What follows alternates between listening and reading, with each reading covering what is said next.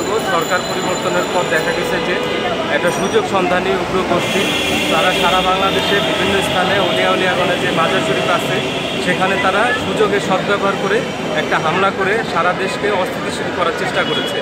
যেখানে সরকার চেষ্টা করছে সমস্ত কিছুকে স্বাভাবিক করে শান্তি শৃঙ্খলা দেশে ফিরিয়ে আনার, সেখানে এরা যেভাবে অশান্তি তৈরি করছে তা বাংলাদেশের মানুষের জন্য হুমকি। এবং আমরা সেটা শক্ত প্রতিবাদ জানিয়ে আজকের এই গণপ্রতিরোধ যাত্রা আমরা আয়োজন করেছি।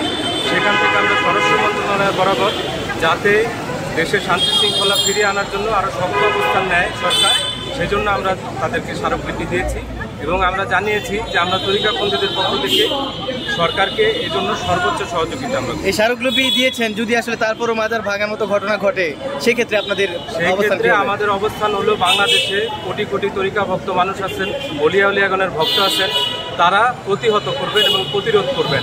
আমরা এখন প্রতিবাদ করছি, কিন্তু যদি প্রয়োজন হয় তাহলে প্রতিরোধের জন্য সারা বাংলাদেশের সমস্ত দরবার, মাজার, খানকার যারা ভক্ত আশেকান এবং মুরিদান আছেন তারা একত্রে রাজপথে নেমে আসবে।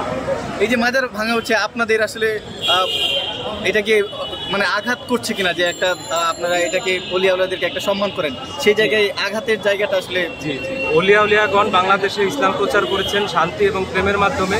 তাদের মাধ্যমে এই সমগ্র বাংলাদেশের মানুষ ইসলাম গ্রহণ করেছে বা ইসলাম সম্পর্কে পরিচিত হতে পেরেছে। তারা আমাদের শ্রদ্ধা, সম্মান এবং ভালোবাসার পাত্র, তাদেরকে আমরা ভালোবাসি।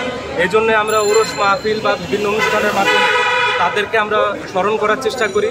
তাদের উসিলা করে আমরা আল্লাহ পাকের স্মরণ, আমাদের রাসূল পাকের স্মরণ আমরা করি এবং প্রেমের মাধ্যমে এবং শান্তির মাধ্যমে আমরা ইসলামটাকে প্রচার করি।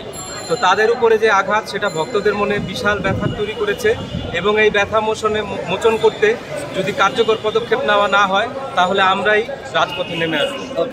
মাজারটা কারা ভাঙছে এবং কেন ভাঙছে? মাজার ভাঙছে একটা সুযোগ সন্ধানী উগ্র গোষ্ঠী, যাদেরকে আসলে সংখ্যাগরিষ্ঠ মানুষ সমর্থন করে না। কারণ আমরা জানি বাংলাদেশের সংখ্যাগরিষ্ঠ মানুষ শান্তিপ্রিয় এবং আমাদের সমাজে একটা মানুষে প্রেমের চর্চা আছে। যারা এই হামলাগুলো করছে তারা চাচ্ছে শান্তি বিনষ্ট করতে। এখানে তাদের অনেক বড় উদ্দেশ্য থাকতে পারে, অনেকগুলো গোষ্ঠী তাদের পক্ষে থাকতে পারে, কিন্তু যারাই আছে তারা বাংলাদেশের পক্ষে না। কারণ তারা বাংলাদেশকে অস্থিতিশীল এবং অশান্তিপূর্ণ করতে চায় এবং এই সন্ত্রাস এবং উগ্রতার বিরুদ্ধে সমস্ত নাগরিককে আমরা বলবো যে নাগরিক অধিকারের দাবিটা এখন আমাদের একত্রিত হতে হবে, যাতে সকল মত পথের মানুষ যার যার বক্তব্য নিজেরা প্রকাশ করতে পারে, সেখানে কেউ কার উপরে সন্ত্রাস এবং আঘাত না করে।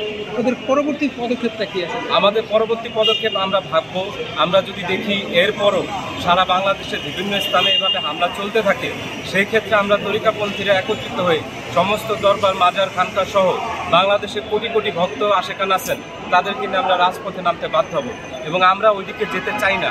কারণ আমরা শান্তির পক্ষে, আমরা চাই দেশে শান্তি শৃঙ্খলা প্রতিষ্ঠিত হোক, মানুষের প্রেম তৈরি হোক।